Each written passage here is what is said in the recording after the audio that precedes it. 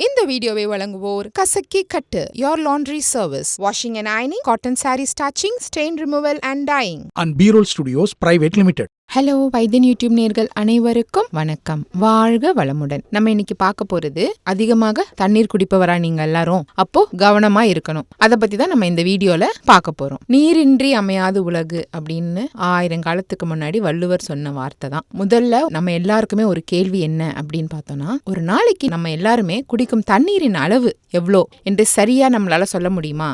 அது உங்கள் உடல் இயக்கத்துக்கு போதுமானதாக இருக்கா? பதில நம்ம யோசிச்சு தான் சொல்லணும். பரவாயில்ல, கவலைப்பட வேண்டாம். நம்ம மட்டும் கிடையாது, உலகத்துல பெரும்பாலான மக்கள் எல்லாருமே செய்யும் தவறு இதுதான். சாப்பிடுற சாப்பாட்டுக்கு கொடுக்கற அக்கறையை குடிக்கும் தண்ணீருக்கு செலுத்துறதே கிடையாது. உணவு இல்லாம சில நாட்கள் கூட நம்மளால இருக்க முடியும். ஆனால் தண்ணீர் குடிக்காம நம்மளால சிறிது நேரம் கூட இருக்கவே முடியாது. இதுல இருந்தே தெரியுது நீரின் முக்கியத்துவம். இந்த காலத்துல மகிழ்ச்சிக்குரிய விஷயம் என்ன அப்படின்னு பார்த்தோம்னா, சரியான அளவு தண்ணீரை எடுத்துக்கொள்வதை பற்றியான விழிப்புணர்வு, அவேர்னஸ் நம்ம மக்களிடையே ஏற்படுது. எப்படி அப்படின்னு பார்த்தோம்னா, குழந்தைகள்ல இருந்து பெரியவங்க வர ஸ்கூலுக்கு நம்ம குழந்தைங்களை அனுப்பும் போது அங்க பிரேக் டைம் கொடுக்குறாங்க. அப்போ ஆசிரியர்கள் என்ன பண்றாங்க, குழந்தைகளுக்கு தண்ணீர் குடிக்க சொல்றாங்க. பிரேக் டைம்லனா தண்ணீர் குடிக்கணும். அதே மாதிரிதான் கல்லூரியிலும், அதே மாதிரிதான் வேலை நேரத்திலயும் எல்லா இடத்துலயுமே நம்மளுக்கு பிரேக் டைம் இருக்கு. பிரேக் டைம்ல நம்ம தண்ணீர் குடிக்கணும் சின்னதுல இருந்தே சொல்ல விழிப்புணர்வின் முக்கியத்துவத்தை எல்லாருக்குமே தெரிஞ்சிருச்சு. அதனால எல்லா பிரேக் டைம்லயும் தண்ணீர் குடிக்கிறது ஒரு வழக்கமாக நம்ம வச்சுக்கிறோம். போதுமான தண்ணீர் நம்ம குடிக்காததுனால நிறைய பிரச்சனை வருது. அது என்னென்ன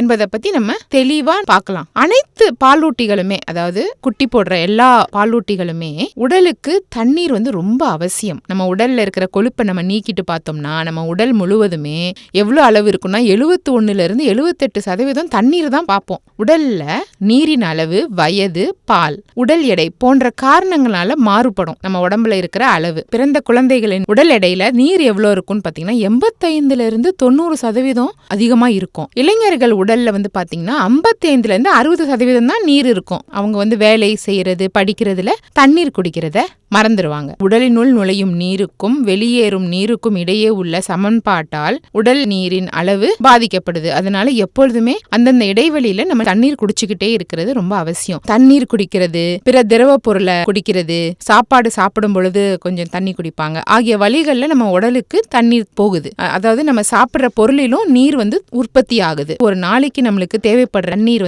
எவ்வளவு அப்படின்னு பார்த்தோம்னா 2-3 லிட்டர் அளவு தண்ணீர் தேவைப்படுது. உடல்ல உள்ள நீர் எப்படி எந்தெந்த இதுல வெளியில போகுது அப்படின்னு பார்த்தோம்னா, சிறுநீர், வெளி சுவாசம், சருமத்தின் வழியே வேர்க்கும், அது வழியா மலம் கழிக்கும் பொழுது, ஏன்னா 4 வழிகள்ல நீர் வெளியேறுது. அதனால நம்ம இந்த மாதிரி வெளியேறும் பொழுது உள்ளேயும் நீர் போகணும். அப்பதான் அது மெயின்டைன் ஆயிட்டே இருக்கும். இந்த உடல்ல நீர் என்னென்ன விஷயத்த நம்மளுக்கு பண்ணுது அப்படின்னு பார்த்தோம்னா, நம்ம உடல்ல உள்ள எல்லா செல்களுக்கும் முக்கிய அங்கம் நீர் தான். ஏன்னா நீர் வழியா தான் எல்லா ஓட்டமும் நம்ம உடம்புல நடக்குது. உணவு மற்றும் கழிவு பொருளை கடத்தவும், சாப்பிடுறதுல இருந்து மலம் கழிக்கிற வரைக்கும் அந்த தண்ணீர் தான் உதவியா இருக்கு. உடல்ல உள்ள மாற்றங்கள் நடைபெறுவதற்கும் நீர் ஒரு முக்கியத்துவமா இருக்கு. என்சைம்கள், ஹார்மோன்கள், வைட்டமின்கள், எலக்ட்ரோலைட்களின் கரைப்பானாகவும் இருக்கு. உடல்ல உள்ள வெப்பத்தை பாதுகாப்பதற்கும் திசுக்களின் அமைப்பை உறுதி செய்வதற்கும் பெரும் பங்கு அளிக்குது இந்த தண்ணீர். தண்ணீரோட அவசியமும் அது நம்ம உடம்புல என்னென்ன மாற்றத்தை கொண்டு வருது என்ற அவசியத்தை நம்ம தெரிஞ்சுக்கிறதுனால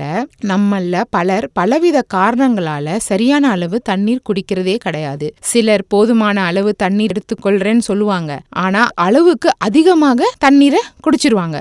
இதுவும் ஆபத்துல தான் முடியும். எனவே இது பற்றி நம்ம சிறுநீரக அறுவை சிகிச்சை மருத்துவர் என்ன சொல்லியிருக்காரு அப்படின்னு பார்த்தோம்னா, ஒருவர் உடல்ல செயல்பாட்டிற்கு தேவையான அளவு தண்ணீரை எடுத்துக்கொள்ளவில்லை என்றால் சிறுநீரகத்துல கல் உருவாக வாய்ப்பு இருக்கு அப்படின்னு சொல்றாரு. இதுவே அளவுக்கு அதிகமாக எடுத்துக்கொண்டாலும் சிறுநீர் பை பழுதாகி விடுமா. அதனால அளவுக்கு அதிகமாகவும் குடிக்க கூடாது, கம்மியாகவும் குடிக்க கூடாது. இதை தடுக்க ஒவ்வொருவரும் அவங்க வாழ்ற சூழ்நிலை மற்றும் செய்யும் வேலையின் தன்மைக்கு ஏற்றவாறே நம்ம தண்ணீர் குடிச்சுக்கணும். எந்தெந்த இடத்துல நம்மளுக்கு டைம் கிடைக்குதோ உடனே நம்ம தண்ணீரை குடிச்சுக்கணும். நம்ம வாழ்க்கை முறைக்கு ஏற்றாற் போல நம்ம எடுத்துக்கொள்ள வேண்டிய நீரின் அளவும் மாறுபடும். நிறைய நம்ம வேலை செய்யறோம், ரொம்ப வேர்க்குது அப்படின்னும் போது கொஞ்சம் அதிகமாவே தண்ணீர் எடுத்துட்டோம்னா அது நம்மளுக்கு சமநிலைப்படுத்திடும். உதாரணத்துக்கு வெயில்ல கடின வேலை செய்வாங்க, அதிக வேர்வை வெளியாகும். இதனால அவர்களின் நீரின் தேவை அதிகமா இருக்கும். குளிர்ந்த இடங்கள்ல வேலை செய்பவராக இருந்தீங்கன்னா வேர்வையே வெளியேறாது, நீரிழப்பும் இருக்காது. அப்போ அவங்களுக்கு நீரின் தேவை குறைவாகவே இருக்கும். ஆக உடல்ல இருந்து வெளிப்படும் நீரின் அளவை விட எடுத்துக்கொள்ளும் நீரின் அளவு சற்று அதிகமாக இருக்கணும். சரியான இடைவெளியில தண்ணீர் எடுத்துக்கொள்றோமா என்பதை சிறுநீரின் நிறத்தை வைத்தே நம்ம பார்த்துக்கலாம். எப்படின்னு பார்த்தோம்னா, சிறுநீரின் நிறம் வந்து வெள்ளையா இருந்துச்சுன்னா நம்ம சரியான அளவுல தண்ணீர் குடிச்சிருக்கோம். மஞ்சளா இருந்துச்சுன்னா போதுமான அளவு தண்ணீர் இல்ல உடம்புல அப்படின்றத அர்த்தம். சில நேரங்கள்ல பார்த்தீங்கன்னா சிறுநீரக தொற்று இருந்தாலும் மஞ்சளாவே காணப்படும். அப்படின்னா நம்மளுக்கு நிறைய தண்ணீர் உள்ள தேவைப்படுது என்பதை நம்ம தெரிஞ்சுக்கணும். இன்று வேலைக்கு செல்லும் பலர் வந்து குறிப்பாக பெண்கள் அதிக தண்ணீர் குடிச்சோம்னா அடிக்கடி நம்ம டாய்லெட் போகணும் என்ற காரணத்தினாலும் வெளியில சுத்தமில்லாத கழிப்பறை இருக்கும். அதையும் மனசுல வச்சுக்கிட்டு தண்ணீர் குடிப்பதையும் கழிவறை செல்வதையும் அதாவது டாய்லெட் போகிறதையும் தடுத்துடுறாங்க. இது முற்றிலும் தவறு. இதனால சிறுநீரகத்துல இயற்கையாகவே இருக்கும் கிருமி வந்து அங்கங்கே தங்கி நோய் தொற்று ஏற்பட வாய்ப்பு இருக்கு. எனவே அவரவருக்கு ஏற்றவாறு சரியான அளவு தண்ணீர் குடிப்பதுல கவனமாக இருக்கணும் என்று மருத்துவர்கள் சொல்றாங்க. எல்லாமும் சரிதான், ஆனா எங்களுக்கு இருக்கிற வேற டென்ஷன்ல தண்ணீரை நாங்க குடிக்கவே மறந்து போயிடுறோமே அப்படின்னு நிறைய பேர் கேள்வி கேட்டிருக்கீங்க.